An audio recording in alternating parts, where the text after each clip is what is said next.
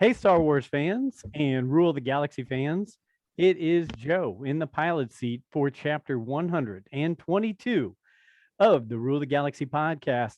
Welcome to the show. Thanks for being with us. Thanks for giving us a try. If this is your first time with us, I know probably a lot of you are hanging out just because Steve Glosson's here, but we'll get to that in a minute. So again, it's chapter 122 of the Rule of the Galaxy podcast. You can always follow us at Rule of the Galaxy SW on Twitter. Email us, ruleofthegalaxysw@gmail.com, which we've been getting some good emails. And follow us on YouTube or Facebook at Rule of the Galaxy. Again, I say it every week. We don't do a lot on Facebook, but we're starting to do more and more on YouTube. So check us out there. But enough of me.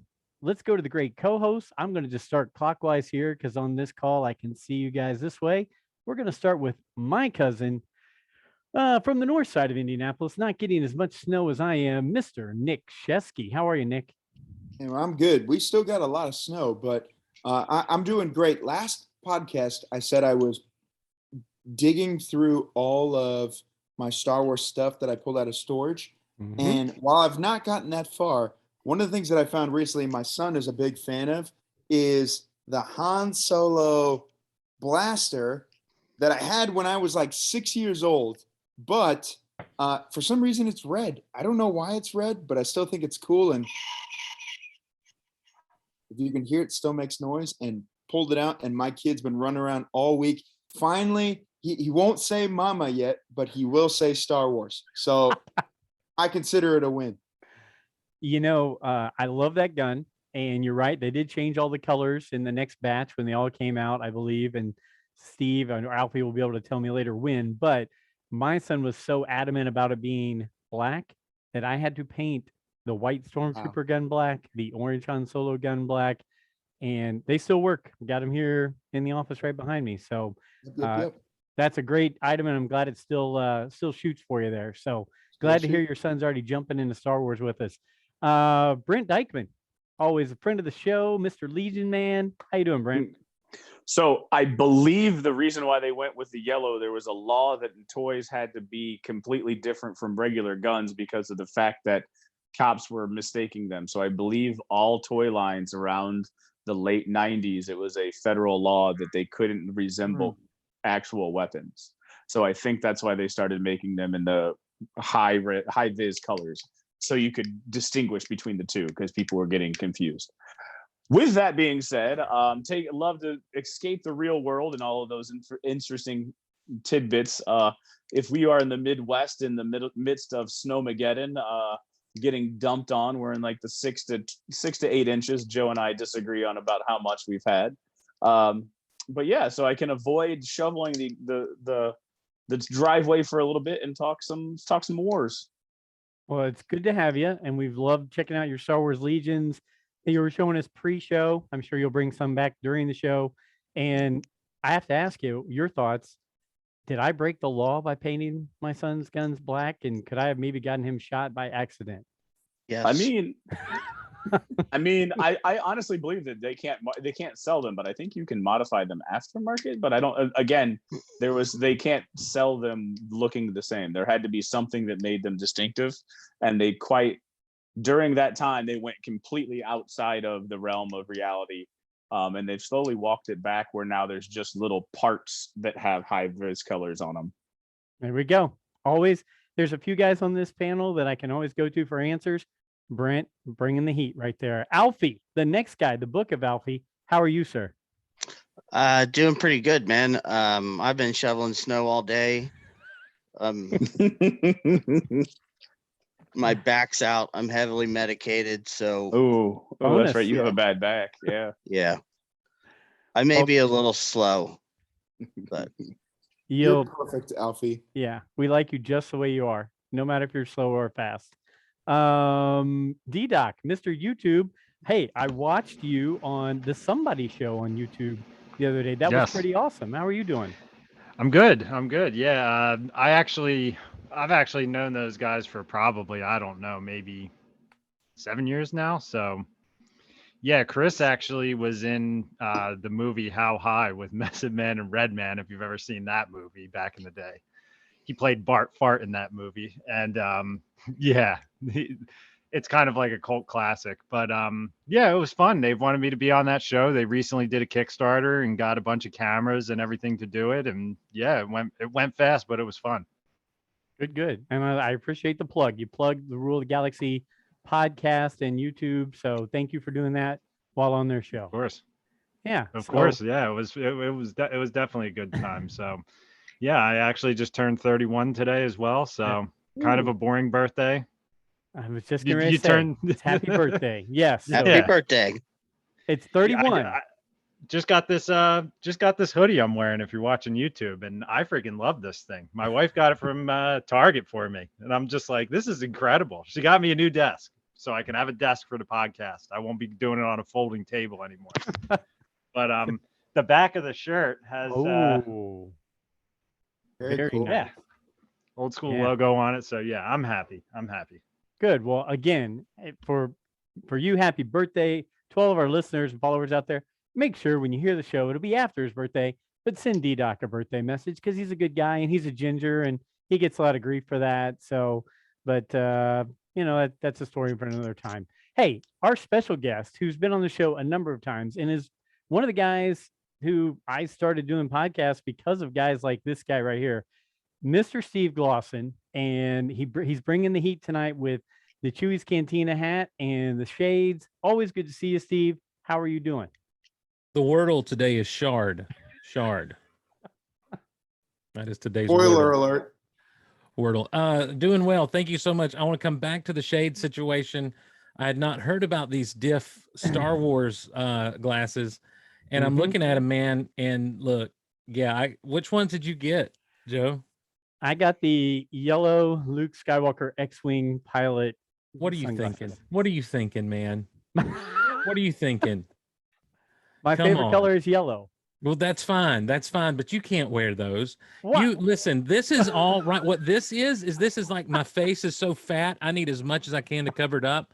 And I'm going to play the role of someone who's acting like he's pretentious enough to wear shades on a YouTube podcast. You can't put these on and even pull the plane around off. Come on, man. You look like next episode. I guarantee you look like I'm going to have to go. I'm sorry that I have not seen you wearing those. Yeah, that's the stuff serial killers are made of, man. Yes, Coming on here yes. with your yellow shades. What are you going out to the shooting range next and firing off a few rounds? No, yellow makes me happy, Steve. I mean, come on. We all have to have our. And you know what? My wife got them for me. So if the person who loves me most in the world got them for me, then come on. I understand. Listen, I get it. But you know what? My wife has bought me some gifts before that haven't panned out too. So it's okay. Look, I understand you guys are up in the they've renamed Indianapolis. They are renamed Indiana Hoth. And, yes. And you're facing the snow. It is a balmy, like 68 degrees outside right now. We had to turn the air conditioning on in my house. So I'm pretty miserable. I hate that mess. I'm like, we get enough of this in the summer. I need cold weather again. So I think we've got a front coming through soon. No one cares about the weather in our respective areas. Not after an episode of the book of Boba Fett like we just had. Yeah. We do need to stop talking like we're all 80-year-old men, young people, get off our lawn and all that kind of stuff and talking about the weather. I agree, but come on. It was just chit chat. That's all. But I'm happy for you that it's that warm. But anytime you want to visit and like do some cosplay stuff in Hoth, you can come up here and do that with us. We'll have you up. And what character would you want to be on Hoth? What character would I want to be on Hoth? Yeah, if we did a cosplay. Oh, well, when you're fat like me, I'm either going to have to be a Tauntaun or the vicious Wampa. Living in ice caves on the dreaded tundra of Hoth. Beware, gosh. They're hungry. You know what? We weren't planned on that, but I was just hoping that if I brought that your way, I'd set it up and you'd knock it down, and you did. Thank you so much. Couple quick things before we get to all of the Book of Boba Fett, because let's face it, this was, I think, for a lot of us, like we sat there in awe of some of the things we saw, and no show was perfect. I'm the first to admit it, but there were so many great things in this that I'm willing to say, oh, there was a flaw there. Okay, whatever. I'm focused on all this good stuff here. But a couple quick things. I did run a poll on Twitter this week about the Mortis arc, and I really like the Mortis arc. I don't know why, but it's just something that speaks to me in the Clone Wars. And we had like 150 votes on it. And I said, do you either like it, dislike it, or other? 75% liked the Mortis arc. I was really shocked that it was that high. I would have thought it would have been, more down the middle or The evenly Mortis split arc out. from the Clone Wars? Yeah, I'm surprised that it's that low. really. Yes, the Mortis arc is an incredible trilogy of episodes. I agree. I love it. I'm going to guess that somebody on this panel right here does not agree with you on that. Who raise your hand because we're on YouTube and I can see who liked Mortis arc. So we got Nick, Alfie, Steve Glosson. D-Doc probably hasn't seen the Mortis arc yet, have you? Of course, Brent does not like the Mortis arc. Oh my gosh, Brent, go paint your little miniatures. So All right, So, I want to hear. my, Brent, bring it. I've said this before, but my biggest problem with it is it's Lost. I felt like I was watching Lost, and I felt like it was just the exact same thing as Lost. It was Star Wars version of Lost, No, and I couldn't get over it. you're absolutely wrong. It is. I'm fine with that. It is the Clone War. It is the Clone Wars version of the cave on Dagobah in Empire. It is meant to be a vision shared amongst the three Jedi, and it's meant to look at what there's a whole like the lore that is behind all this thing. As you dig into, you're getting into the depth of the Force and the fullness of the Force. Gee whiz, man, I got to pull up my notes on that at some point, because listen, that is an incredible piece of storytelling, and it really dives deep into the mythology of the Force with the balance and everything, and it shows you just how out of whack things were and the power of Anakin and everything else. And then when they come back and it's the Wizard of Oz thing of we were here all along, kind of it is a combination of Narnia and the cave on Dagobah and just all kinds of other just mythical storytelling and Lost. Come on, man, that trumped up Gilligan's Island show. You're going to compare that to? Come on, man. That's what it reminded me of, and that's why I'm not the hugest fan of that arc. I agree with you, Steve, that from every conversation that I've ever heard is I feel like I'm the only one that doesn't buy in, didn't resonate. It's over my head on the significance of it. I'm going to have to send you some audio of myself and my friend Shaz Bazaar doing a whole, we call it a Forceology lab on the trilogy there on that particular thing, because when you get into the Mortis thing later on, as you get into some stuff in Rebels and you begin to see some of the imagery and everything and other stuff, there's a great moment in Mortis where the little dark side dude that bites Ahsoka, he says something about anyhow, he's saying little lines here and there, and then later on when we see Darth Maul is alive, Darth Maul is saying the same things as that little guy. So it's just an amazing kind of all kinds of cool connections throughout that spin out of that whole trilogy. So you know what? I'm sure that you also thought The Last Jedi was a great representation of Luke Skywalker on screen. So that's wow. I wouldn't say it was a great representation, but I didn't necessarily I could see where he went. I was fine with the storytelling. I don't, Brent. I don't know that we can ever be friends now. I like you, Brent. I don't know how we're going to bridge this gap that has been. I like you. I like you all. So I don't know how we're going to bridge this gap that has been dug. I think you know what, Steve. Here's how we're going to bridge it. When we talk about Book of Boba Fett in a minute, I think we'll bridge that gap right there. Of course, I'm just playing. I'm just playing around. No, I completely understand. I get it. So I know I'm on an island on most of those ideas. That's why you're great, Brent, because you bring different views that's right. Other people Brent's don't. out there on an island, pole vaulting with giant bamboo sticks, going and then using said stick to catch a fish. I just want green milk. Give me green milk. Green milk. Yeah, right out of it. That's right. I want green milk straight from the source. Straight from the source. That's right.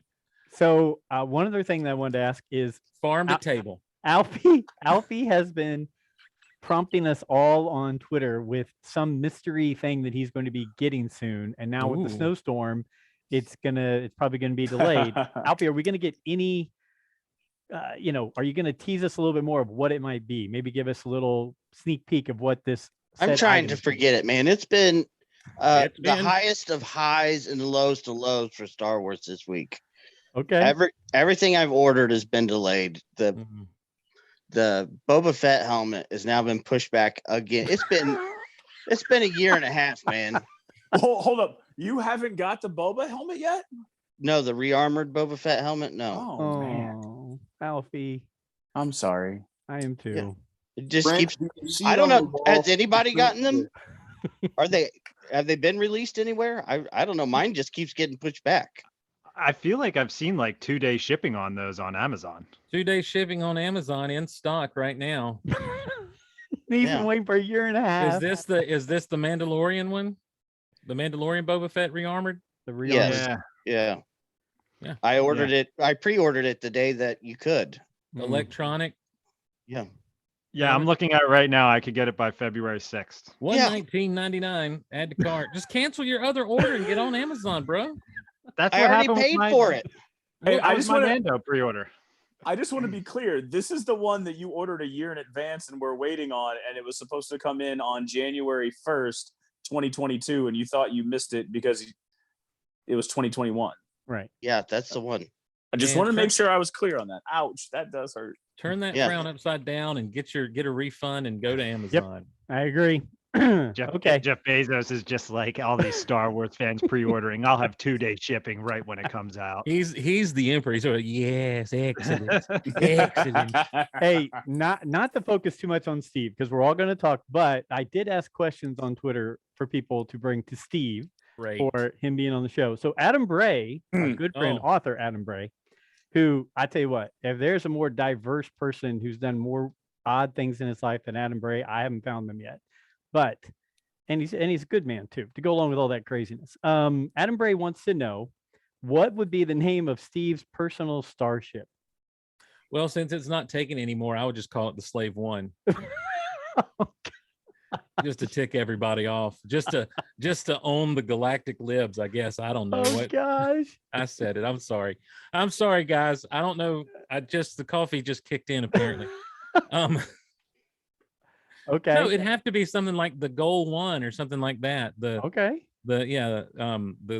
Goliverse 1 or the Goliverse 15 or Goliverse 25, something like that. Yeah. The Millennium Goal. I don't know. Okay. He thought it might be something related to Wicket, but I'll take the Gulliver's. You know what? I would call it, it depends on what kind of ship it is. Now, see, that's the other thing. Is this a luxury ship? Because if it's a luxury ship, it's going to be called, you have to name those like people name their boats. Yeah. Something, or their horses. So it'd be like Wicket's Surprise or something like that. Wicket's Day Off. That's what it would be if it were like a luxury yacht. Wicket's Day Off. If I'm a smuggler or a bounty hunter, though, it's the gold, the gold 95 or whatever you want to call it. So for Geek Out Loud. You got it. So, you got it. Yeah. Hey, real quick, I just add this in here. And I'm going in all different tangents, as you can tell. I'm just everywhere. I was watching The Book of Manning on Disney Plus tonight with my wife. And The Book of Manning, great book, by the way, but the documentary of it is really good. But our good friend Ryan McGee of the SEC Network and ESPN, he did part of the narrating and part of the stuff in the Book of Manning video. It was awesome. A reporter from Incredible Hulk, Mr. McGee, don't make me angry. No, from ESPN. Oh, okay. And the SEC Network. But if you haven't checked it out, go check it out because our good friend from the show and big Star Wars fan Ryan McGee is in it, and it was really cool. And I'm sitting there watching. I'm like, whoa, I know him. I've been, it was just really cool. So, and he does a really good job. So, just throwing that. I was spitballing that and throwing that in there. Another person. Let's see who this is, Steve. They are Just Be Outside or at JF Kocher or Coacher. Oh yeah, on Twitter. Cow Farmer. Yep. Okay. He wants to know to Steve his favorite future famous person Sam meets in Quantum Leap. How many? Wait. How many of you have watched Quantum Leap? I mean, I have. Okay, so a couple of us. All right, go ahead, Steve. Sorry. I got to be honest with you. ShopDisney.com has it in stock right now for $119.99 as well. We're still on the helmet. You're just gonna keep rubbing this in, huh? As much as I can. I can't really get a refund for it Where did you pre-order it from? from China? Best Buy. Best Buy? I bet you can. I bet if you try, pitch a fit, man, you'll at least get store credit. Have your wife call. They probably would have a hard time. Yeah, if but she that was would be upset. my luck. Is I would get it done and then not be able to get it right afterwards. Something would happen. I've waited this long. The window of Yeah. something catastrophic happening has Understood. closed. Alfie, you've waited long enough to be a Karen. Be a Karen about it. That's right. It's February, true. man. That's true. It's a month after shipment delay. That's yeah. right. I'm sorry. We cut in. So we're talking helmet gate here, Steve. But your Quantum Leap, future famous. I you know what? I'm not familiar enough with Quantum Leap to pull one out of my hat there with That's that one. okay. I don't It know. shocked me, but I felt like I had to ask Yeah. because this guy. I thought maybe there's a connection between you and him, and You know, he it- may be expecting me to say something that he knows that he thinks I should know. He's a good dude. I know that much. okay. So Good, yeah. good. I don't have a lot more, but I do have a few more things. Willie Harms, who's a great listener of ours and a great follower on Twitter. He wanted to know from everybody here, will we see Boffins in the Andor series? And I'll just go around the room and give you a yes or no or any comments. Nick Shesky, as he's contemplating there, what do you think? Will we see Boffins in the Andor series? If you do, my gut tells me it would be a throwaway. Only because by the time you get to the line where General Nadine says, many Bothans, or excuse me, Mon Mothma says, many Bothans died, we're all the way at Return of the Jedi. Mm-hmm. You could see it, but I think it would be like a supporting character, kind of like a K2SO or something like that. I don't think it would be like we get to see the Bothans going after plants. I don't know. Maybe that would be a fun little spoiler. But then again, in light of this last episode of Book of Boba we looked at, anything's on the table. So bring it. Okay. Brent, you think we'll see Boffins? I know you're looking forward to Andor. Yeah, I mean, so I'll go back to the sizzle reel that I first heard back about a year and a half ago now in December. It said there are going to be 200 named characters. So in that 200, there's probably going to be a Boffin or two. And I don't know if there'll be a named character or a main character or if they'll just be in the background. I don't know, but we haven't seen them in anything, correct? I was asking myself the same thing today. Were they in the sequel trilogy or were they in Rogue One? I couldn't remember. Go ahead, Nick. Solo, maybe? They were in something. And when I say that, they were in the Clone Wars, I believe. Either Clone Wars or they were in something because we've seen them in real, like. I only remember them from comic books. And I only remember them from listening to the Thrawn trilogy, the original Thrawn trilogy. Because and Mon Mothma making that statement. But yes, and like the second one and the third one were pretty solid and like kind of used them as the plot to drive the plot for both of those, the second and third book. Maybe it was the comic books. Maybe you're right. Alfie, D-Doc, or Steve Glosson, will we see Bothans in Andor? And does it matter? I think it would be cool because, I mean, they do have that one key line in there, but I mean, hell, they made a whole movie of Rogue One off of a key line in the beginning of A New Hope. So, any comments? I had to look up what Bothans are. I've never heard of them. I'm being dead honest. So you know what, Willie? I'm going to say no. We're not going to see them. I'm going to break your heart. What? What? I know, Willie. He is awesome on Twitter. Pain Med, Alfie, or Steve? Any thoughts on Boffins? I would say yes. Eventually, somebody's going to throw them in there just from that line alone. They've been part of the lore for so long. Will they be important to the story? I have no idea, but I would imagine at some point they get a little scene, little cameo. Okay. Is it bad that I don't know what they are? Is that like a violation on my part? Yeah, you're suspended for a week. It's that you say you've never even heard of them before, and it's a line that is like front and center in Return of the Jedi when Mon Mothma just looks and says, "It's not that you haven't seen them. It's not about that. It's about when she says, many Bothans died to bring us this information."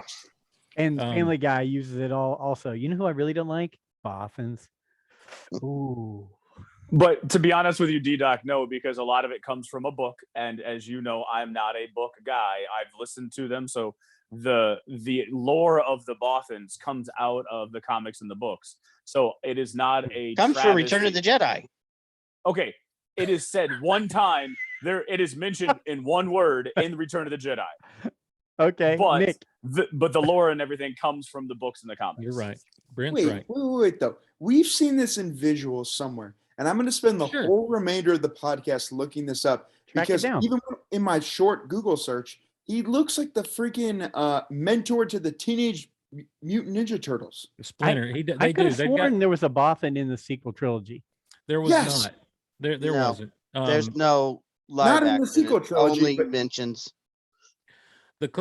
We have Alfie's right. It's been in comics and stuff where we've seen and video games. We've seen some Bothans, but you've not seen them on screen. There's a bust of a Bothan in the background in Attack of the Clones. Brent is right. What we know most about Bothans comes from the novelizations and that sort of thing. Particularly Timothy Zahn really leaned into the fact that many Bothans died to bring the information about the second Death Star. And you have the whole, someone mentioned Borsk Fela and everything, like the whole idea, he was like this political, adversary to Leia, and you kind of hate him through the whole thing. And so, yeah. So what we know about the Bothans all come from comics and novels and that sort of thing. We've never really seen one live on screen. Okay. And at this point, depending on who the showrunner is and everything for Andor, I think at this point, it's just going to be one of those things. If I'm in charge, I'm like, we're just going to leave them off screen. We're never going to show them, just because it's going to be one of those things that it's always just a mention and off screen. But because they're going to get the big online headlines from everyone, they'll probably have a Bothan show up for the first time in Star Wars. This shows up in canon. It'll be some huge headline where everyone's like, "Oh, what is it? What is it? It's a Bothan in the background in the Rebel Alliance base." That kind of thing, and so clickbait kind of stuff. So Andor season 1, scene 75, we have the first appearance of the Bothan. By the way, you mentioned, Brent, that in the sizzle reel, they said over 200 named characters. What I did really quickly when you did that is I Googled characters in Rogue One, and there comes up this grid of things. And there's 51 that's just listed on a quick Google search, 51 named characters out of a 2-hour movie. And most of them are background deals because everyone in Star Wars these days are named for the action figure. So, a named character could be that dude in the background headed into the bathroom. Oh, and I get that. And some of that actually comes to play in what we're going to talk about in Mandalorian season 2.5 that we're going to talk about in here in a few minutes. Yes, but I like that you call it that.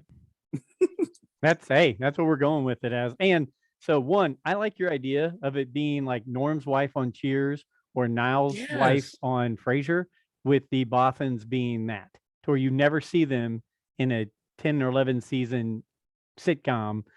I'm okay with that if the Bothans don't show up, but maybe it'd just be that cool little lore that we all hold on to, that one line right there. A couple things just put on your calendar. One, if anybody's around Indiana, the Midwest, the Indiana Comic Con is going on April 15th through the 17th, and Moff Gideon, Giancarlo Esposito, will be at that event.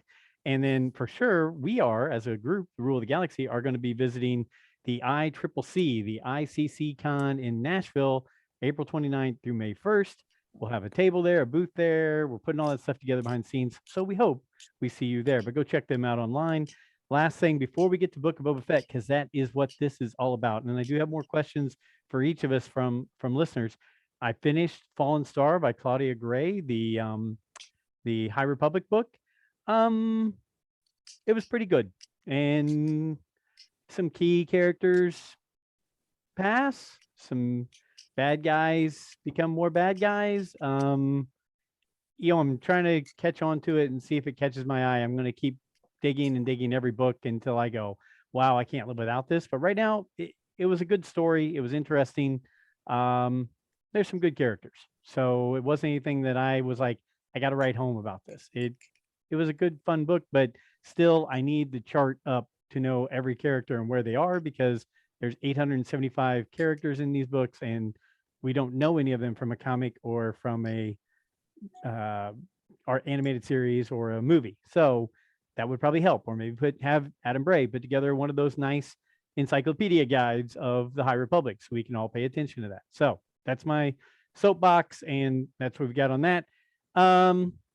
Guys, I'll just throw it out there and say this. I'm glad that Steve is on this episode because of what happened in Book of Boba Fett this week. And I saw some things that I never thought I would see, honestly, in the Book of Boba Fett this week, as we affectionately call it, Mandalorian season 2.5. I see the Star Wars MCU coming together in Alfie's vision. I see things being brought together in all different directions. I'm seeing some things that are just like, I have to stop and pinch myself to think this just happened in front of me on Disney Plus. So let's start going into it, and let's start talking about From the Desert Comes a Stranger, Book of Boba Fett, Chapter 6. Anybody want to throw out some initial thoughts, ideas, a topic you want to hit? We can go chronologically, or we can just start spitballing and going in all different directions. Anybody want to hit anything to start? And we can go from there. Alfie, I'll let you start. Bringing back Cobb Vanth in his Marshall Raylan Givens, character, that was really good. I like that. Right back into the space western. I really hope we see more of his character. I hope he's a part of this team, and I can't wait to see more. You don't think he's dead? No, I don't. he got shot in the shoulder, and I think this is just my opinion, but Cad Bane basically laid it out. The Hutts laid it out. Bloodshed's bad for business. I came here. I offered you money. I shot you specifically in the shoulder so you would survive. I gunsmoked your deputy. I could kill everybody here, but I don't want to do it. You survive. You get your people in order. Take the money. Keep your mouth shut. Everybody's fine. Agree. Agreed. I like that. Nick, you had something. So I woke up on Wednesday morning at like 6 a.m, and I already had like 10 mixed, or like 5 or 6 missed texts. One of them being from Alfie saying, I thought you were going to say mixed drinks there for a second, but "No, maybe no. that's just me." That would be different. No, 5 or 6 missed texts, and one of them saying, "You're not ready for what you're about to see." So when I started watching and I saw Cobb Vanth come on at the beginning, my immediate thought was, man, maybe this is what he was talking about. Maybe this is the extreme that I was not ready for. I think I was ready for that. I think that's, I get it. Like, it's a thing. I was not ready for what we were getting ready to see. But I will say the thing that I wasn't ready for was when he did you notice when he kind of flashes the Marshal badge and says, "Hey, I'm now a Marshal." My wife, who does not watch Star Wars, was down here watching it with me when it was going on. And I looked at her and I said, now we're talking about, Rangers of the New Republic. Like, now we're getting into that. She looked at me, she said, "I don't know what the hell you're talking about." And I said, "That's okay. Like, that's fine. Like, this is the replacement for Cara Dune moving forward." Ooh, I can see that. interesting. I hadn't thought about that. Yeah, I like that. He's not as outgoing on Twitter. We'll put it that way. He's not as attractive. I mean, he is, I'm sure, to some people, but to me, he's. I don't know. He's got a certain je ne sais quoi. Brent, D-Doc, or Steve, any first impressions or first thoughts before we just start buzzing through this? So I have some casual fans that said I saw on social media, like casual Star Wars fans and not like the hardcore diehard podcasting types, that said I stood up out of my seat and fist pumped the air when I saw what I saw. And then having watched it, I know what he was referring to, but there were multiple people. Then another one of my Star Wars Legion playing friends changed his screenshot to a silhouette of a man walking out of the desert.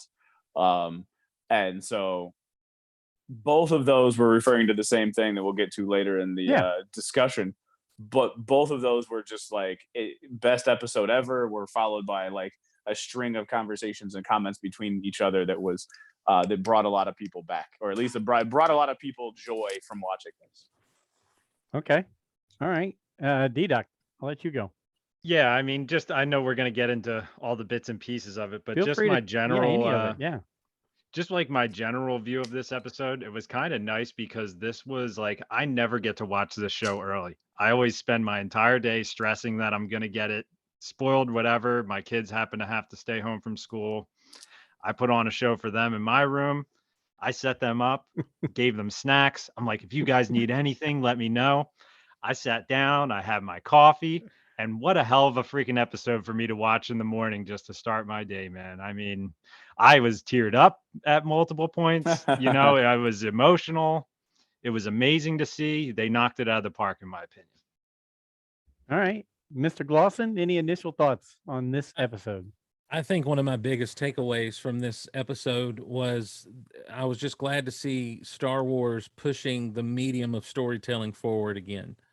With the appearance of Cad Bane for one thing, and just the prosthetics that I know were also enhanced with digital looks and everything. I think that Cad Bane was one of my favorite characters to come out of the Clone Wars. I loved his vibe. I loved I loved everything about him. So when he shows up in live action, and I knew the minute I saw the silhouette in the desert, I'm like, I can't believe this. And it was amazing to me that I ended up being a little more excited and just kind of geared up for Cad Bane than even Luke training Grogu. What am I? Gogurt. What? The baby Yoda. Anyway, but also the other thing that was going on was Luke himself. There was a lot of technology that was being utilized to bring Luke to the screen. And look, I'm sure we'll talk about when he looked like Luke, when he didn't look like Luke, the sound of his voice and everything. But to pull that off, I mean, for the first time since they've been doing these these characters where they de-age them and put and face what deep fake them or whatever technology they're using to create them completely digitally. This was the most realistic looking. The eyes were there. The eyes weren't staring off into nothingness. You really got the sense that there was that physical person there and that it was Luke. Now the voice, there's a little bit of work with the technology. It's going to have to come to that to get some more inflection and everything in his voice. But this is what Star Wars has always done. Since 1977, Star Wars has pushed the medium of visual storytelling forward, and it's done it by leaps and bounds. And finally, what we saw on screen was something done leaps and bounds ahead of what other shows, what other properties, even my beloved Marvel are doing. And I think that is what Star Wars, that's the thing that was missing from the sequel trilogy for me. There was nothing new pushing anything forward. Just one of those things. It was a mark of Lucasfilm during the days of George Lucas that's what they would do. And in fact, if you go back and watch DVD special features about any of these Lucasfilm movies, and I know there's only a few, but like from the Star Wars to Indiana Jones to Willow, there was technology that was developed for just in some instances, like with Willow, the morphing technology developed for one scene, basically in Willow, and what all that became, and just how much that ILM did and everything. So I'm talking too much about that process, but that was one of my real takeaways from this show, is I was just happy to see that. Now, on an emotional storytelling level, I have not been completely overwhelmed with the Book of Boba Fett, but I think it's really telling that last week when the Mandalorian comes on the screen from the get-go, and this week when half of the episode is Luke and Grogu and a little bit of Mandalorian and Ahsoka, and that's the best part for me of this series so far, outside of Cad Bane. I think that's telling of kind of how the story's going. So, but now I do like the fact that we are headed toward hopefully what is going to be a big, explosive kind of action-packed finale. But I really, I enjoyed it overall. Really excited about Star Wars. It's fun to be excited about Star Wars. It is, and I know for me personally, when I saw when I saw Mando meet up with Ahsoka, or meet up with R2, and then R2 meeting up with Ahsoka, and Ahsoka meeting up with Luke. I mean, I was sitting there going, this is hitting all the points that it just felt right to me. It just felt like something, one, that I wasn't sure I'd ever see, and then two, that it was all coming together. And from, look, maybe this show was made just for me and the rest of you guys are just watching it. I don't know, but it hit all the right points for me with those characters coming together and the conversations they were having and things like that. It just felt emotionally right. I didn't worry about the little things. It's like you said, Steve, tweak that later, right? Keep getting better at that all the time. But bringing it back the way they did was just phenomenal. It just blew me away. Alfie, did you have your hand up? Were you going to say something? Yeah.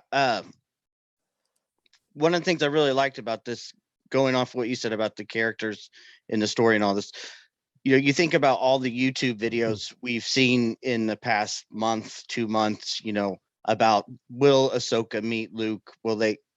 Is there any possibility? And Filoni's just like, well, yeah, hell yeah, they do. Here, look, they're best friends on the same planet. I'm not answering any of your questions because I don't know. I've just pretty much made a whole new series right here.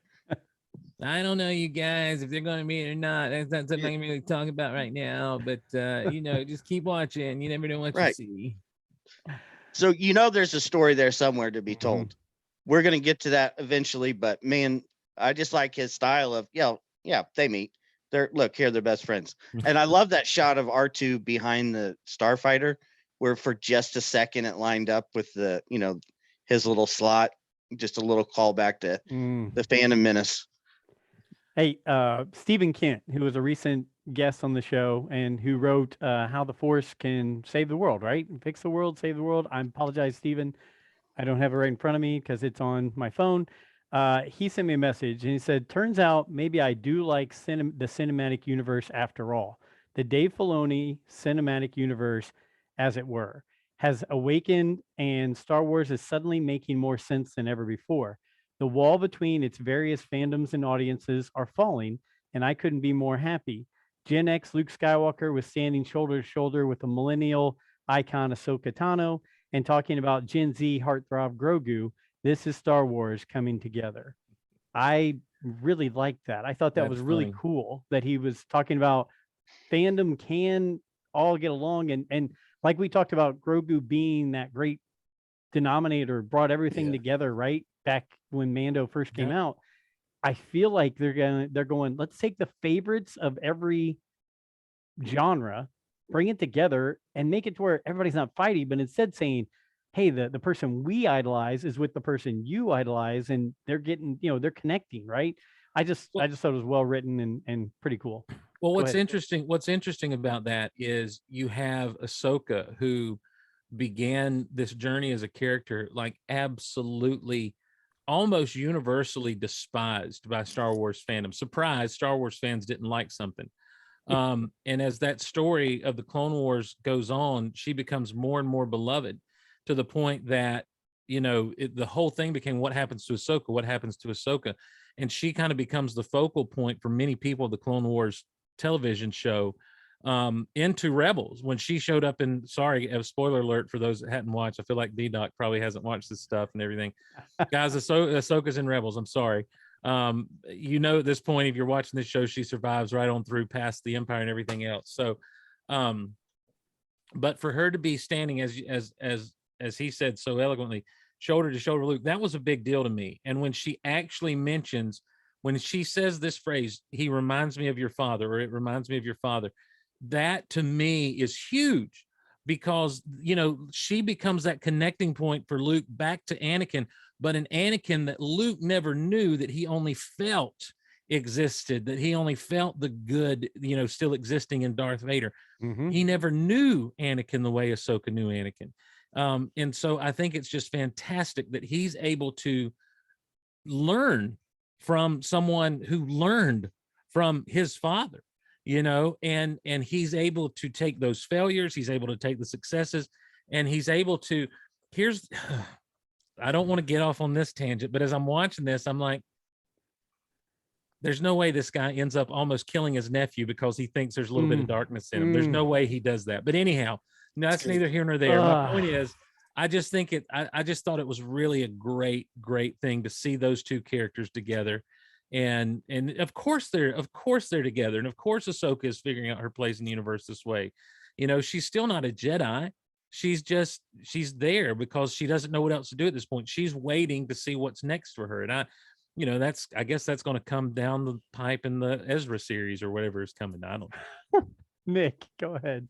That was one of the most melancholy scenes of this whole, maybe of all of Star Wars for me, where Ahsoka interacts with Luke Skywalker, and you see, mention of Anakin, and you see just this beautiful, like, it's like years and years and years of emotional buy-in finally get paid off in this moment.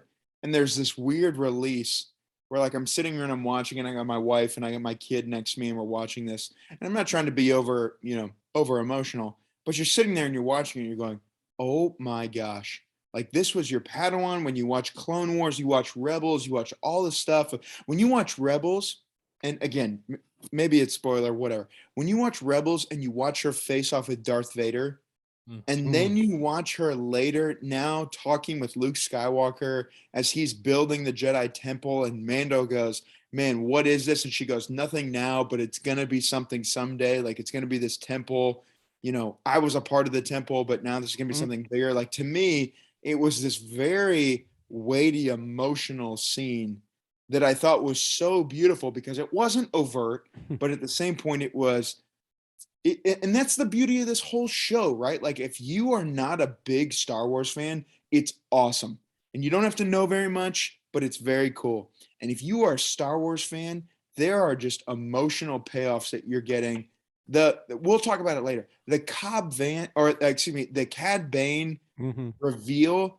Oh my gosh. I was shouting in my living room, and my wife thought I was nuts, right? And I am nuts, but I thought it was amazing, And so, like, that's what I'm saying. Like, to get this thing that we love, and we talk Clone Wars Chronicles, ad nauseum on here, and we're going to keep doing it, but it makes me so excited for where we're going of Star Wars, to see this in live action and to see the emotional payoff. I think it's so cool.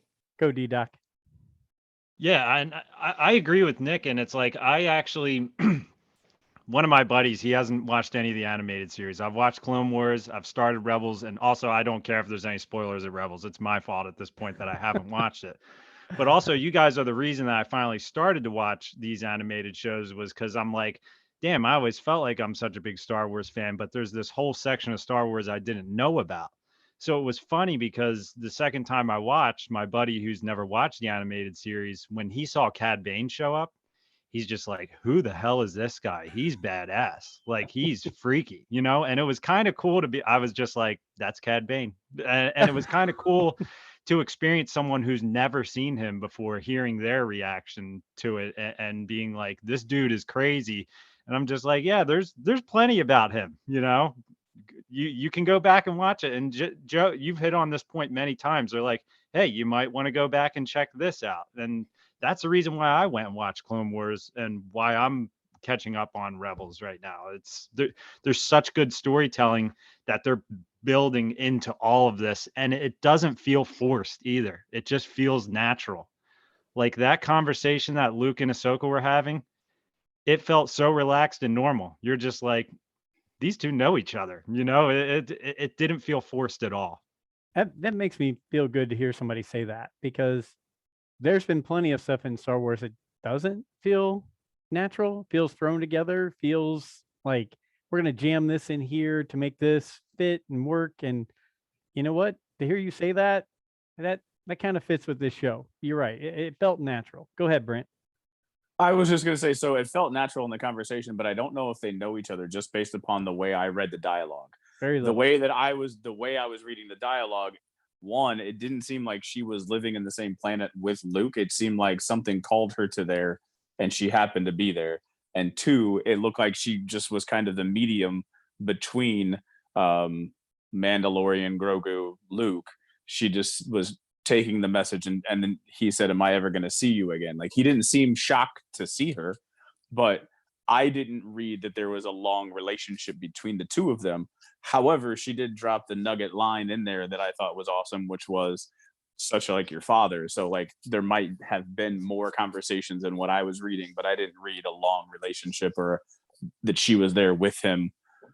I don't know. Like I said, I could have missed something, but I didn't read that. No, go ahead, Steve. I agree with you, Brent. I think to an extent, I think that Ahsoka is obviously traveling around the galaxy. She's got her own mission. When we saw her in The Mandalorian, she's looking for Thrawn. Mm-hmm. But the coming into contact with Grogu, I think kind of set her off the path just a little bit, just slightly. And now with him reaching out in the Force and her being a little bit more open to the Force, I do get the idea that they've known each other for a little bit. Maybe they're not besties, but for her to say, like your father, that lets me know that they've had the conversation. Who are you? Who are you? What's going on? And I also think that some of the disconnect there, Brent, may be with the actual technology that's being used with Luke. There's still some emotional responses and reactions. And again, that voice stuff with him comes across a little flat sometimes and not really as connecting as maybe. So I'm gonna follow up to that. So when you were talking about the technical advances, you're right. So I'm not sure which technology they used, right? Because in the gallery they talked about 2 or 3 different ones, and I'm not sure which one they used. But typically when they put somebody in there like that, there's this glow to that person, right? So the Leia had this weird glow to her when she was in Rogue One. Right. Tarkin had that weird glow in Rogue One. They put him in dark and put him in shadow, so it wasn't as pronounced. But there's that odd glow of the technology. He didn't have any of that, but there was still, and he was playing a very reserved character too. Yes, so every line he delivered with a slow, very flat almost. But also like I'm thinking before I'm speaking, and I want to make sure that I'm going like this kind of like master. I'm gonna go slow through it is the way that I was taking it. And to go through that, I'm going to bring up what I like to talk about with like the training of a Jedi or the training. When I was watching the Rebels, a lot of the training of Ezra, it seemed like Kanan had no idea he was floundering. But as soon as they threw Ezra into a high stress situation, he was able to then turn it on, right? He was able to turn on or access whatever Kanan was trying to teach him. And then now he understood it, so then they can go back and practice it later. So I liked the fact that they used the training droid, and I liked the fact that he couldn't jump and he was kind of making fun of him. But the only thing that made him jump was a high stress. He was getting shot at. He had to avoid getting shot at. It's a high stress situation, so allowed him to tap back into the jumping, his ability to jump in that high stress way. So training of the Force takes high stress situations. And then you go back. Now you understand what you can do it when you're in that high stress situation, and you try to recreate that every time. Go ahead, Nick. Only because we've been talking about it. I thought just at first glance, and I said it probably 3 or 4 times to my wife as we were sitting here, the CGI, deep fake, whatever they did for Luke looked so good that I was blown away. We said it on another podcast at some point, like, man, it's going to be really, because like the end of season 2 Mando was good, but you also knew, like, just looking at it, man, this isn't real. Like, I know it's not real. And yet at the same point, this was so good that aside from the voice, you could have had me. Like I would have been, if I was watching this without knowing that Mark Hamill was in his 70s, I would watch this and be like, man, you know what? It's just what it is. Or his 60s or however old he is. I would watch this and just go, wow, that's a cool actor. I think he's awesome, And so to me, I thought it felt like they had pushed the edge even in what they did from the end of season 2 of Mandalorian. Nope. I agree. Brent, go ahead. Just they paid a man's salary. So this is just from the gallery and just regurgitating what I had. ILM paid a man's salary, and we're not talking about like a low-end employee. They paid a high-end executive salary for 6 or 9 months to sit in a room and work on one project, and then they didn't even use it, and then they didn't even use that technology. Like, they're not going to spend that 9 months of R&D to not continue to develop it. It just wasn't there yet. Like, so that was 9 months going into Mando season 2. We're probably going to add another 12 months onto the amount of time that he was working on it to get it to where it's at right now. I'm saying, like, they're paying a high, like, you're not going to not just like throw it away. You're going to continue to develop it until you can get something that looks like what you got. And But agreed. that opens it up then, and you go, man, it looked so good that I would go, man, you can do anything you want at this Yeah. point. Like you Well, could show anything, you could go into any That's- timeline. that's the scary part of it all. You Mhm. know, that you can make Mhm. anybody say anything as long as you can get enough, of their voice off of the internet. So like, I'm screwed if anyone ever wants to frame me. But also, Brent, that goes back, you talking about them sitting in that room for that amount of time being paid that much, that goes back to the spirit of ILM. Yep. Yeah. You think about when Lucas came back from doing the initial shoots on the original Star Wars, and he saw the special effects stuff that had been done, he was like, scrap it, we got to do it all again, this is no good, because he wanted motion in there. And the glow that you're talking about, Nick, is the same thing that kind of, if you look at the original versions of like Star Wars or some of the old 80s and 90s movies before computer generated imagery was really a thing, the the composite work they would do, there'd always be like a little box around, like, Yeah, especially if that's you on see them in Hoth. space, you can see the box around Mhm. the ships as they're flying through, because it's overlaid, it's something laid on something else, and that's kind of that's a little bit digitally what was happening, I think, with those faces and everything. The Luke here in this episode, there were moments where it looked like they had pulled Mark Hamill out of 1983 and brought him onto the set. But then there were other moments that looked like Kenner was actually trying to sculpt the face of an action figure, because they had that, and they had the Mark Hamill face problem. If you look at any action figure of Luke Skywalker, like, they're all over the board with head sculpts, even with the most modern version of like facial capturing and photorealism and everything, because he's just got Oscar Isaac has the same problem. Like, they just have a face that for whatever reason it's kind of hard to capture, and so I think it's some of the same stuff going on in this episode, because there are times where I'm like, that's not Luke, but it wasn't enough to take me out. I thought it was a huge leap forward in this technology and this work, and there was the moment where he says Grogu, that was Luke Skywalker saying his name. And like, it was everything perfect about Luke in that moment. And they also did a thing where, if you go back and watch, you don't actually see him talk too much. They really tried to shoot around that mouth moving, because there's a couple of times where it doesn't quite match up with the talkie. And so they try to, and so obviously that's something they're still working to kind of line up perfectly. But yeah, it's I was blown away, and it was there was an emotional touchstone there, seeing him and Grogu and Ahsoka, and it was good stuff, and it was half the episode, and I couldn't have been more pleased that they actually spent that much time letting us spend that time with them. I'm not thrilled about the choice that he gave Grogu. I understand where they're going. I'm just not thrilled about it. I think that Luke, of all people, learned that not all attachment is bad, and that you can be trained to care and love, but still be able to work through, having the discipline of a Jedi. Well, and we all realize he'll have to get over that himself when Mara Jade shows up in the next season or something. Exactly. So, anyway, we have talked about a ton of good stuff, but there were different key things that I wanted to bring up. So I want to make sure we don't miss any of these things. One, just as we start in the R2 going to sleep, shutting down, was that a mental thing to like play games with Mando, or what was that all about? Because I stopped and I was like, is he shutting down until Force Awakens, or is he just doing this for a second, or was he given time for Ahsoka to show up and he's like, I'm out, I don't want to answer, I'm not going to answer any questions here. Nick, I'll let you go.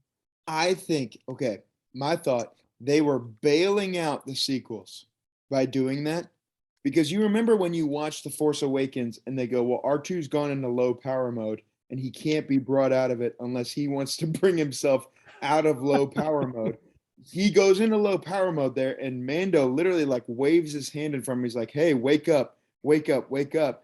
To me, I thought it was like a cool callback to go, because the first time we watched Force Awakens, we're like, what do you mean he's in low power mode? Plug him in. Like what? Right. Like what's going on? And to see him do that, I don't know. It gave me a little more sympathy, maybe more empathy, maybe it gave me some more understanding for the sequels. And I thought it was kind of a fun little payoff to something that we had seen before.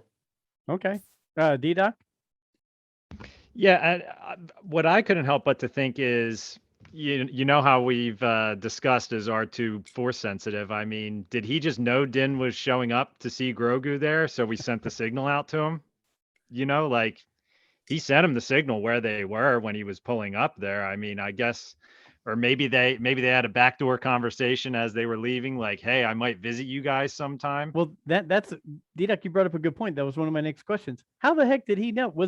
Did Luke give him his address when he left Mandalorian season 2? How did he know to go there, Alfie? He still has a tracking fob. Wouldn't there still be a on- bounty on Grogu? Possibly. Any other thoughts? I mean, I would say that's the. Do you think That the is necklace? also the nature of his training and business is tracking people down. Didn't he give him a necklace though? Didn't he give him a mudhorn necklace or something? What did he give him? Gave him the one with the skull of the mythosaur on it. That Do you think it had a tracker in it when he gave it to him? He's a bounty hunter, man. Okay. I don't know. Got a lot of tricks up his sleeves. I think it's as simple as they had a conversation about where we're going and what we're doing with this kid. And I think the R2 deal was I think it was all a plan. Like when the Mandalorian shows up, bring him here and make him wait, R2. And, and then there's Ahsoka. And so he's seeing these familiar faces. He hadn't really interacted too much with Skywalker, but he's seeing these familiar faces so that he's able to hear. He could hear from Ahsoka what he would not have been able to hear from Skywalker. And that is, if you go mess with Grogu right now, you're going to mess up his training. Gotcha. If Skywalker tells him that, I don't know that he believe it, but Ahsoka tells him that, and that's what I think leads him to. And it's such a great, it's kind of a heartbreaking moment, when he says, "But I have something for him." He just kind of is like, "I just want to see him. Yeah, I just but want to he's right visit." there. Yeah, he's right there. Let me go see. Yeah, and it's kind of a heartbreaking line delivery and stuff, and so. I think that obviously I think it's just a Jedi plan by them. Like, look, we got to bring him here, make him wait, and then see what he's after, see what he wants, and then go from there. And like I say, the Grogu decision at the end, I don't know how I feel about that. But Me either yet. I'm still up in the air on that. Brent. I think R2 shut down because he's afraid of ants. And I say that because of the ant worker droids. What are those things? And it's cool. I liked it. It made me think of Ahch-To, but it didn't look like Ahch-To, so I wasn't sure. But those little ant worker droids were a little interesting. It was just my way of trying to make a joke to get to there. No, I liked it. Okay. While we're having Mando lay down on a bench that was built specifically for him there, and R2's asleep, you've got the interaction between Luke and Grogu, like we've been talking about Yoda, telling him how he spoke in riddles. I thought that was so great to bring that into it. But when he says, "Do you remember home? I can help you remember. Do you want me to help you remember home?" And he puts that hand on his head and he takes him back to Order 66. It was in the temple, correct? Was it in the temple at Order 66? Because it was the 501st. Right, shooting at the Jedi there. That right there, that was another fist pump for me. When that scene came on, I was like, I cannot believe we're seeing this right here in this show right now. We're seeing clones battling Jedi in front of Grogu at the temple. And then Alfie, you brought up the symbols. If you want to talk about that real quick, that were in the temple there. Yeah, it may, let's be honest, we gobble up every little nugget of information and try to make something out of it. May mean absolutely nothing, but to the right of the Jedi on the wall is the crest of Barriss. How do you say her last name? Offie. Yeah. Does that mean anything? Because at this time she would be locked up, I think, by the Republic. She would. She'd already had the trial, and yeah, she'd already been taken away. I don't know. Is there some more story of hers? Did it remain in the temple? Is there any reason at all that Dave Filoni chose to put that one symbol in the one shot of the Jedi temple with Grogu? I have a feeling it's because she's going to where is it at now? When where do you see it at, Alfie? When there's the three Jedi, mm-hmm. You're looking down the hallway from behind them to the very right up on the wall. I mean, it's kind of one of those things you really got to I didn't freeze see frame it. it. Superman Alfie saw it. Well, people saw it. He's taking the shades off while he's You're looking talking for- about the. Sorry, I was Go gonna ahead. say you're talking about the scene where Grogu is in Mace Windu's backpack, right? Oh, Is he? come Is on. it right to the right in the foreground, or is it back in the background? That's my own theory. Let me look at the picture. I have a picture of it. Isn't Was it in Mace even- between? There Oh, should Mace- be a guy on the right holding a green lightsaber, and it's Right. just Right like at the tip parallel of with his lightsaber? his elbow. Okay, I see what you're talking about. I guess the thing is that the crest of Barris Offee, or is that something that Barris had based on it being a Jedi symbol of some sort? I don't know, man. Alfie Yeah. just likes to search stuff up in our text messages is what he likes to do. That's what he does. He does it well. But you have to admit, seeing something like that, never in my wildest dreams when going into the book of Boba Fett did I think I would see Jedi and clones battling in the temple during Order 66. Nick. I thought maybe we'd see Anakin. In all seriousness, I watched it Yes. happening and I was like, please give us Anakin. Please let me see something happen. And we didn't get it, but I understand why we didn't. At the same point, I'm with you, Joe. My biggest beef with Revenge of the Sith was that we didn't see more in the temple when it happened. And so to see that to me was like everything I've ever wanted and more watching that happen. Alfie, you were next. Yeah, I think the whole thing with the Book of Boba Fett, we have to let go of the idea of a series in episodes. I think we're seeing more. Yeah, Mando season 1 and 2 kind of set a little pattern, but now we're getting more into the Clone Wars arcs, the way that Filoni liked to set up stories. So 3 episodes, then we go to something else. 3 episodes, then we go to something else. Ongoing story with the main characters, such as Mandalorian, but everything else is just going to be in these little chunks. I would expect the Ahsoka series to be the same way.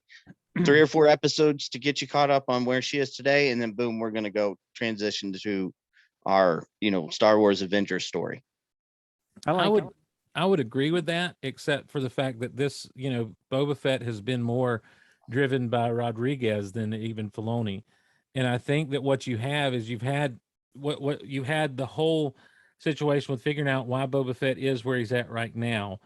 And then what's got to happen. And let's not forget, like, though half of this story was spent with Anakin or with Luke and Grogu, I also thought we might see Anakin coming down that hallway, by the way. We're setting up a lot there with Grogu. We're setting up a lot of his story now being told in flashback form, the way they've decided they like to do this. It happened in The Mandalorian. It's happened in the Book of Boba Fett. But what else was going on during this whole time? The Pike Syndicate trying to get their foothold now after what they've come against with Boba Fett and everything. Boba Fett's got his muscle together. They're trying to assemble this army. You have Cad Bane coming out of the desert at the end.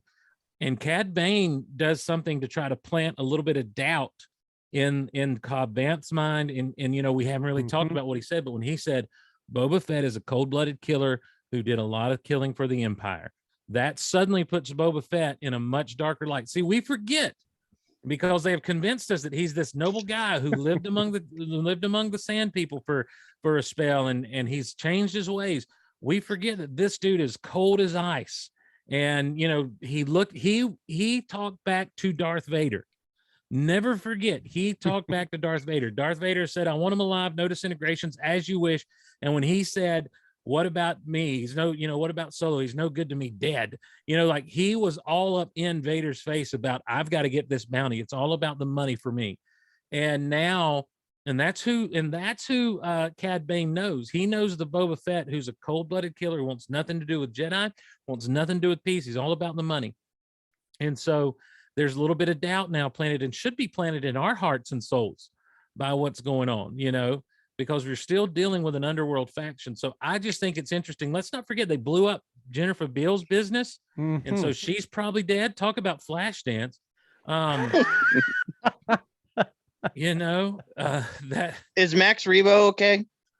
They didn't Is show he in him on it? They didn't show him in there, so he may be in on. What about Max Rebo was on the barge when it blew up too? Let's not.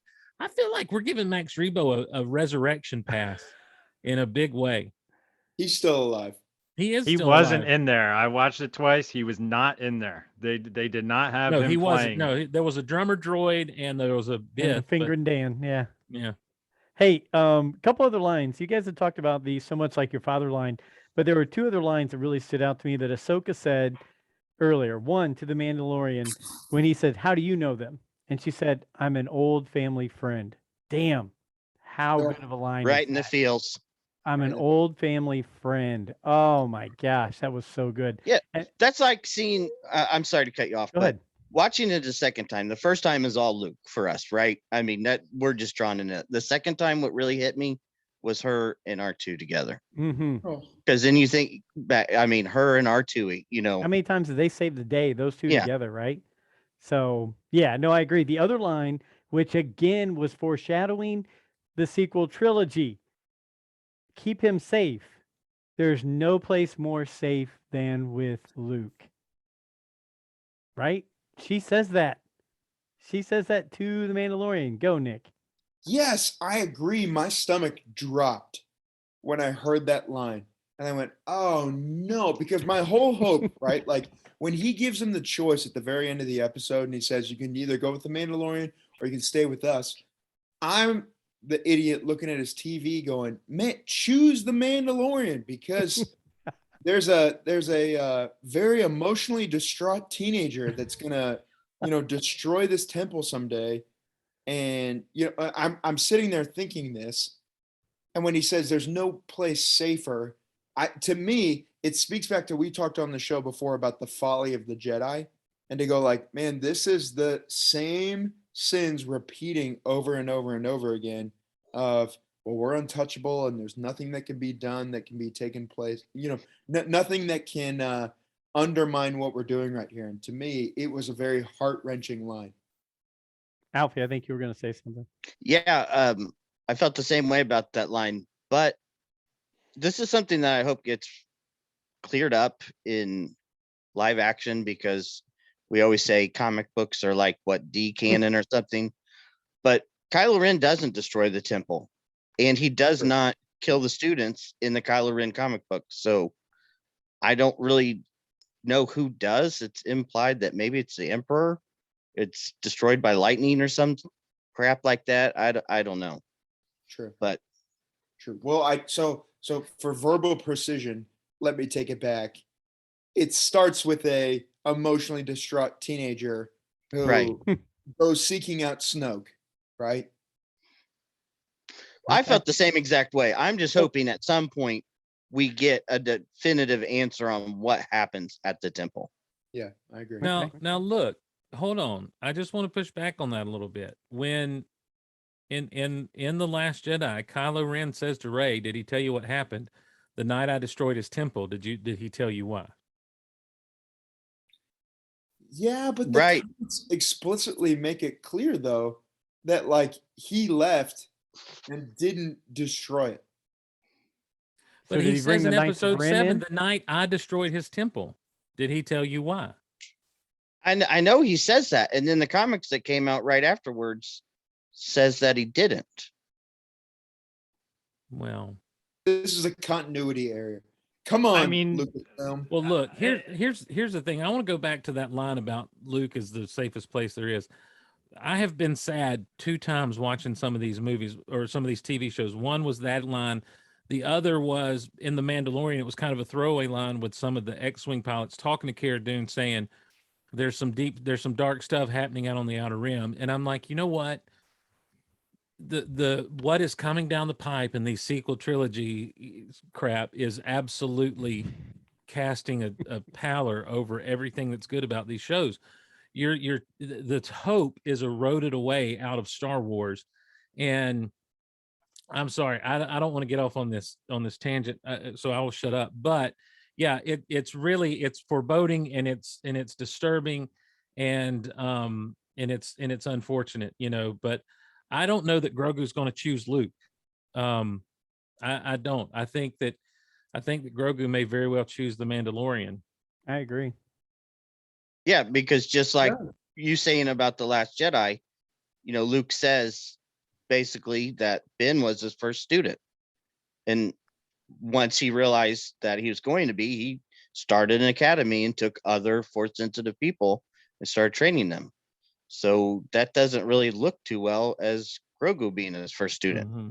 Plus, the Naboo starfighter was built, let's face it, to put Grogu in that back compartment where the R2 unit would usually go. It's just made for marketing right there. It works, right? You're going to see that kid eating macaroons or whatever they're called and throwing them up in the bubble behind the Mandalorian. That's just the way I'm looking at it. If we see, but here's the thing, if we start to get more, Luke has unlocked something in him, and Luke said, I think he's remembering more than I'm teaching him.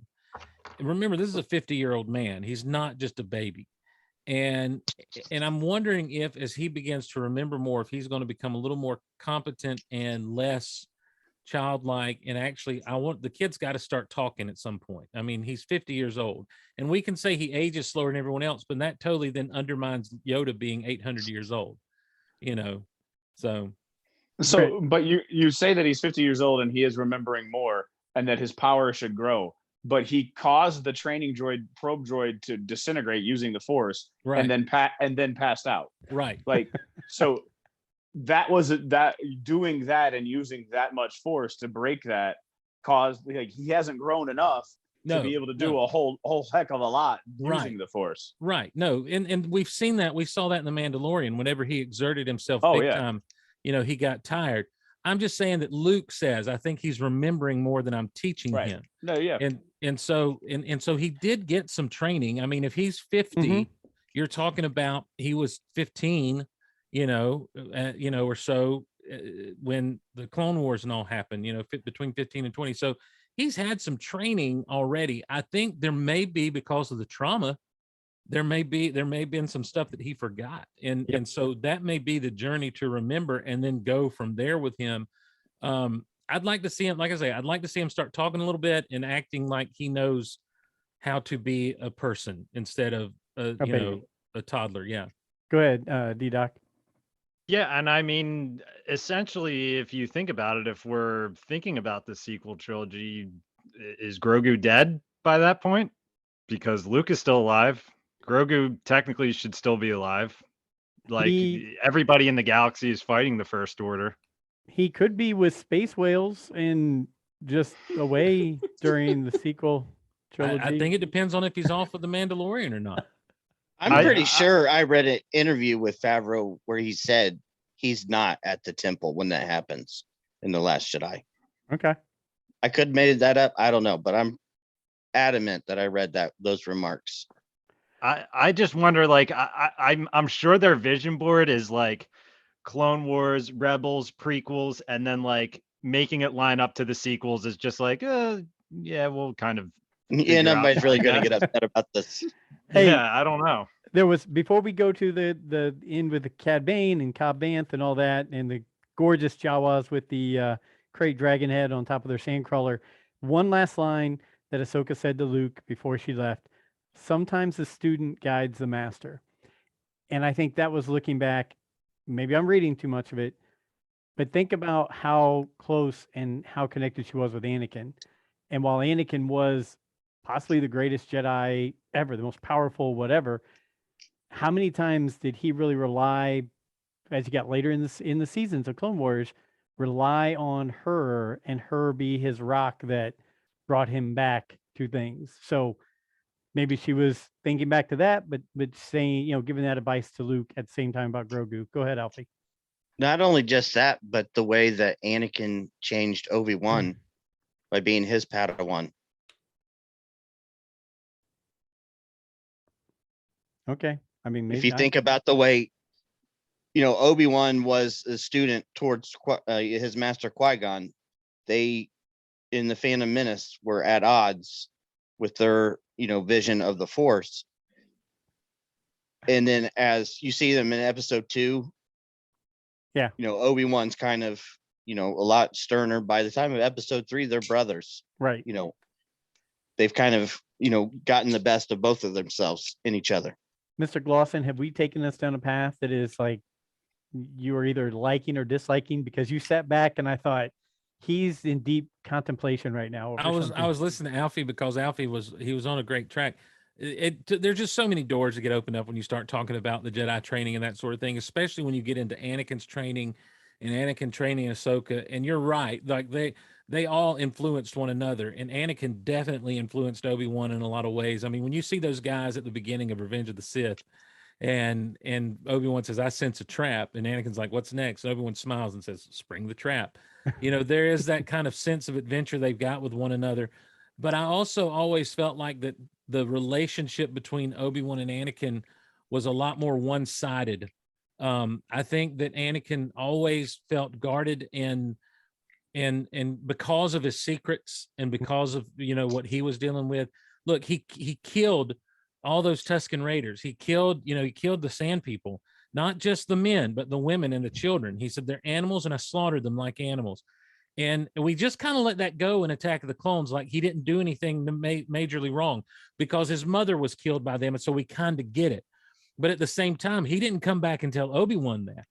He didn't say, "Hey, Obi-Wan, while I was on Tatooine, let me tell you what happened. I killed some people out of pure rage."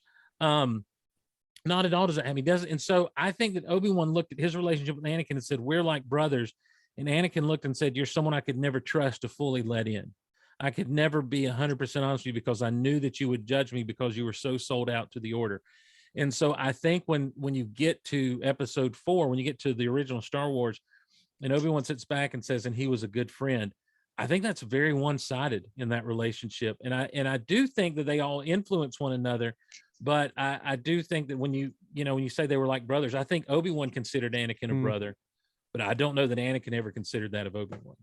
Go ahead, Nick. Yeah, and that's the saddest part of it, right? Because like even in Revenge of the Sith, when Obi-Wan goes to see Padme and he goes, "Anakin's the father, isn't he?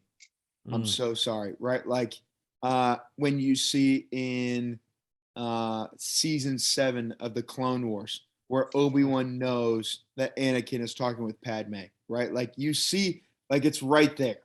Like Obi-Wan's not a dummy, right? And he sees this stuff happening. To me, I think that's the tragedy of this whole thing is like, I can't trust you. And yet Obi-Wan when he says he's like a brother, it's like, I see the blind spots that you don't even see. And so to me, I think you're right on, Steve. That's sad to me.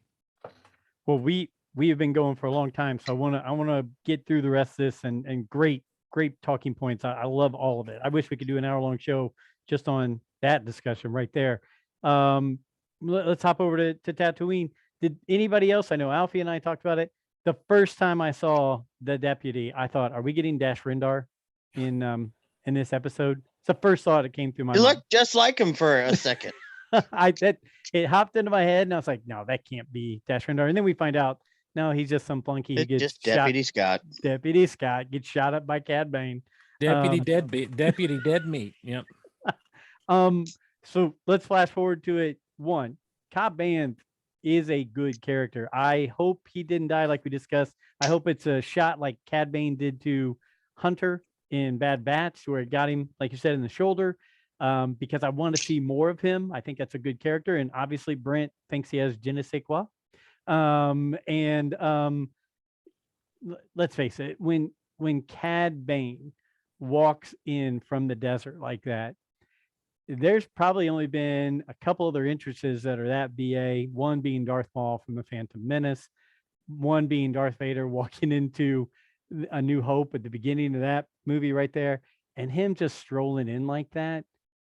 I mean, you're like, dang, I know he's kind of a bad guy, but that dude's cool. He's really cool. Any of your guys' thoughts on any of that last part of the scene, and then, as you said, the end with Luke and Grogu talking about the decision we got to make. So, Nick, I'll let you start. Everybody else go around. It was awesome, and as many times as I've heard the spoiler that Cad Bane is going to show up in this series, or we're going to see something, I was so I'm not like Alfie. I wish I was, but I'm not. Where like I love to be surprised by stuff. I was genuinely surprised sitting here watching that happen. My one question that I have as I watched it was they do such a good job of showing so many different angles of Cad Bane. One of them being down by his boots, where he does not, maybe I missed it, does not have his jetpack, on his feet, like the whatever you call it, The rocket boots. the rocket boots. He doesn't have the rocket Yeah, boots. nope. Does anybody know why that's the case? That was one of my questions for tonight. Sand is wear- coarse and it gets everywhere. They wear out. They wear out after a while. And there's an episode that never aired. They never did finish the episode where Cad Bane and Boba Fett have their shootout in Clone Right. Wars, did they? No. Yeah, there was some damage there, but also I think it's just a matter of things wear out, things get old. Yep. Brent, what were your thoughts on these last few scenes here? I mean, that was the scene that everybody was fist pumping. Chris Hershey, who I play in Legions all the time, he wears a Cad Bane shirt on the back of his jersey type shirt. So to see Cad Bane in live action, they did a really good job. I know that there was some people that didn't like it. It was a little light colored blue than what he was in the cartoons, but he was very menacing and he was cool. It is interesting to see where it goes. Will they continue to run the spice, or will they continue to fight against the spice? Will they join up with Mando to try to get rid of those guys? I don't know. It left me thinking that Cobb Vanth was dead. I'm in the Cobb Vanth is dead category. However, I also know it's Star Wars and no one dies in Star Wars. No one's ever really gone. Everybody really says gone. that. Everybody says that. I put a whole list of people that were dead the other day on Twitter because some fool said that. When you Retweet that, watch will ya? it, he does get shot in the shoulder, much like Leia got shot in the shoulder in Return of the Jedi. And he goes down. The light blue. Listen, this is how many years after we saw Cad Bane last in the Clone Wars? 40 years plus. Of course, who knows how a Duros ages? Do you? I don't. His skin may get lighter. Come on, everybody. People complain about it's a lighter blue than it was in the Clone Wars. Why is instead it so of much lighter tanning- blue? Instead of tanning, when he gets in the sun like that, his skin lightens. Or How he's about just that? old. He's just old and pale because he's not. I mean, this is a Clint Eastwood age. This is Clint Eastwood from like Unforgiven. Hell of a thing killing a man. And Wow. I liked it. Like I'm telling, like the Yeah. voice to me, like the voice was right on point. yeah. It was. What was Corey Burton? The creepiness of the way he was portrayed, the way that I he agree. delivered the lines was on cue, or was spot on. Like everything about it, the way he had his head down at the start of it as he was talking and didn't reveal his face until towards the end of the conversation. Everything about that was awesome. Yeah, it The was the progr- original. It was the original voice actor from the Clone Wars doing it, Corey Mhm. Burton. And it was so cool to see him in live action. The teeth threw me off a little bit. I didn't realize he had such I sharp agree. teeth. But other than that, but I wasn't like, oh my gosh, I can't believe I No. put sharp teeth. I mean, and so, but people who are complaining about his skin being a lighter blue, come on, those people need to just. I Get mean, a even life. his fingers, they even had his fingers right, and Mhm. it's like, oh my gosh, this is so weird to see this in live action, but awesome at the same time. It was Wizard. It D-Doc, was go. Wizard. And I think many episodes back we discussed this, which first point I want to say is the first ever Rule of the Galaxy episode I was ever on was called Plot Armor. And to me, the mods are plot armor now, because if anybody gets shot, they're on Boba's team. They can technically fix them. The mods are on their team. Mm. So maybe Cobb Vanth might need, a couple little pins put in his shoulder, but he should be fine in my opinion. Couple of I think hydraulics. Yeah. I think his second appearance was way too damn good. It was even better than the first time he showed up. I just think he's a great actor and he's good for Star Wars. But when it comes to Bane, I love seeing live action production where they actually use real stuff, and they used the perfect amount of real stuff on his face. Like obviously there was some CGI mixed in with it. I think it was kind of like a blender of both. The eyes obviously had some CGI, but they know that Star Wars looks good in these series when it looks a little bit wonky and real. And Yeah. those Yeah. teeth were freaking awesome. Yes. It was incredible. Yeah. There's something about the light when if you go back to the holiday special, and all the Cantina aliens that B. Arthur is singing to in the holiday special, they look weird because the lighting is different. And when you bring these characters out into the sunlight, it's a hard thing to make these aliens and these costumes look okay in this lighting. That was one of the secrets of that of the original trilogy was lighting. A lot of times the alien heavy scenes were done in dark places, the cantina, Jabba's palace, inside the sail barge. And if you were outside with them, a lot of times it was a wide shot or just really quickly. The fact that they're challenging themselves to have long shots in good lighting with these aliens and stuff just tells you just how far things have come. But gosh, that whole scene is just like, it just shows you how much can work when you throw Star Wars into Star Wars as a Western, Star Wars as a fairy tale, Star Wars as a myth and a legend, and regardless of where they take the story, it's just a thing of beauty. I was just watching that scene while y'all were talking about it. And just as he just strides back off into the desert, it's just amazing. It's just so cool and so great. Well, like I said, we've gone extra long tonight. I want to let you guys go, and we all have work and everything in the morning, all that stuff. So here's what I'll close with. One, I'll start. I'll call your name. You give me some answers, and then give me your closing thoughts. But one, is Garza Whip dead? Two, is Grogu going to choose the lightsaber or the armor? And three, give me your closing thoughts. And I'm going to start with Mr. Brent Dykeman. Cobb Vanth is dead. Garza's dead. Chainmail.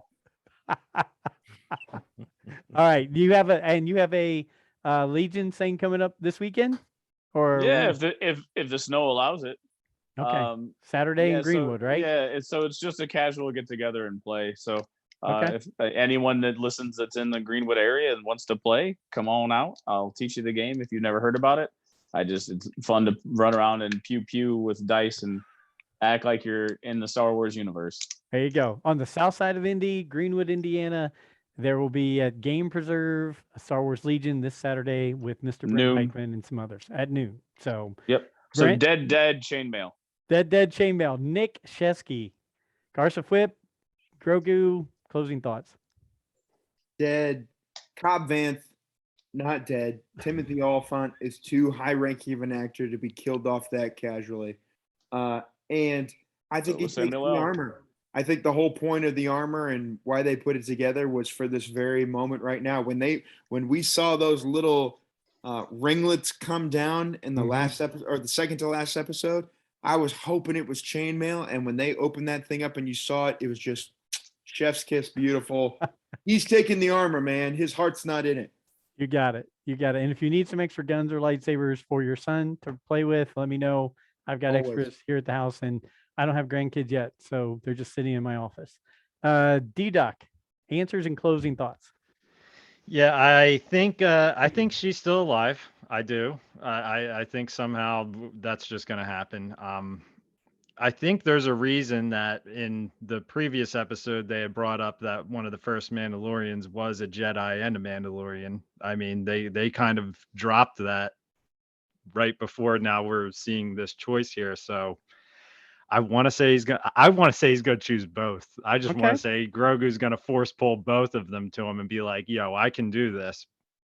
So that'll be my answer on that. And final thoughts is, we've forgotten about the main plot a little bit here, but as we've said, this might be a bit like Clone Wars where we have separate storylines that all tell one big story. So I can't freaking wait to see what we're going to see next Wednesday.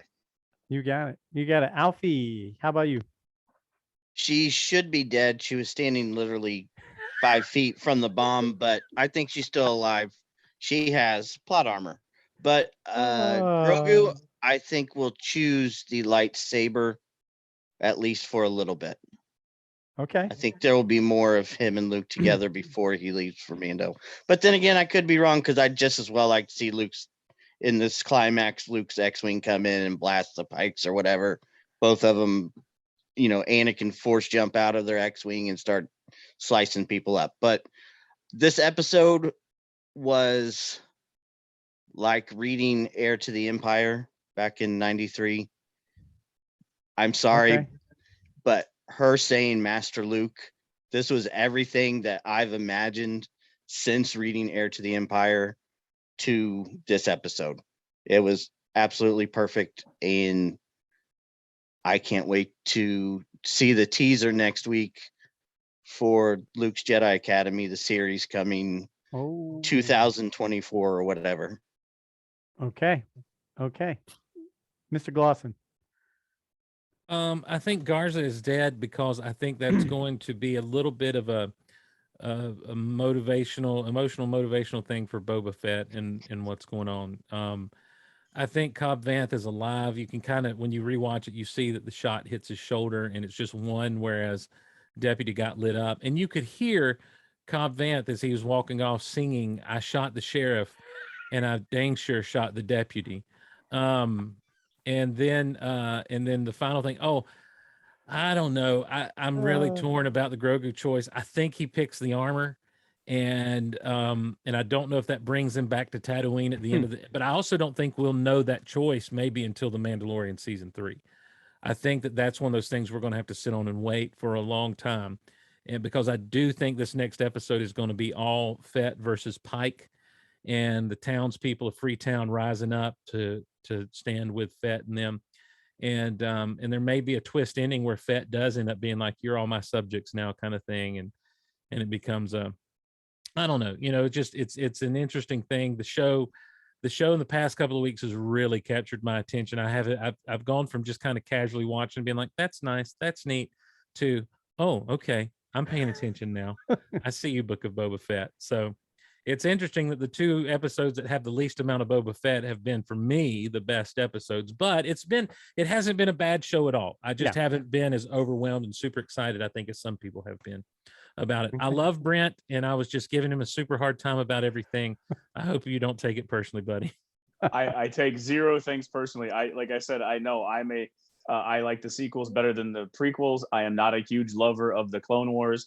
And throughout all of this discussion that we've talked about this episode, the love of the Clone Wars brings out a lot of what you guys loved about this episode.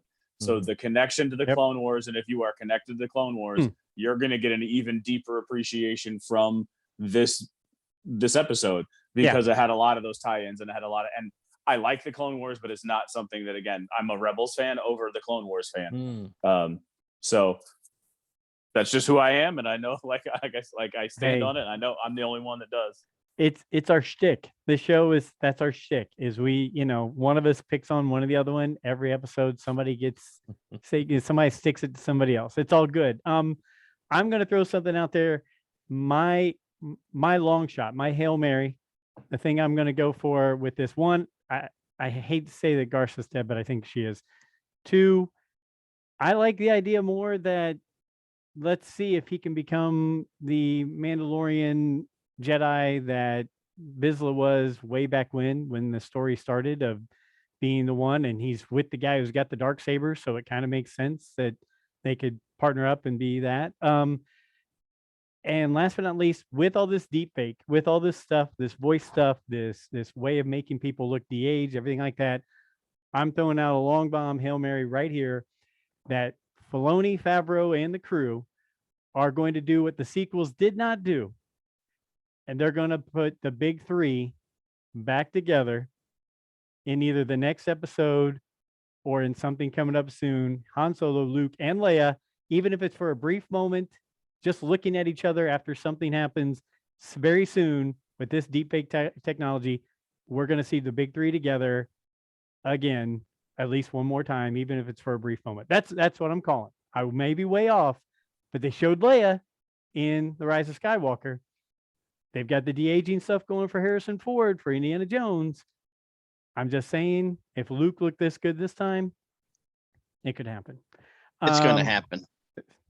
Alfie's with me. There we go. I got one on my side. Here we go. To you guys all, thank you. It was a long show. My wife's probably thinking, "What the heck are you doing, honey?" I'll finish up with the show in a minute. Thank you all for being here. It's always great, Steve, to have you here. Brent, Nick, D-Doc, Alfie, you guys are my rocks. You guys are my all-stars who I lean on all the time. Thank you so very much. Steve, you are a rock star in the Star Wars world. We love having you on, and we can't thank you enough. Thank you. And you know what, to our listeners and followers, thank you guys again for giving us 122 chances to win you over and make you laugh a little bit. Follow us at Rule the Galaxy SW on Twitter, Rule the Galaxy SW at gmail.com. Just Rule the Galaxy on Facebook and Twitter again. And until next week, may the Force be with you.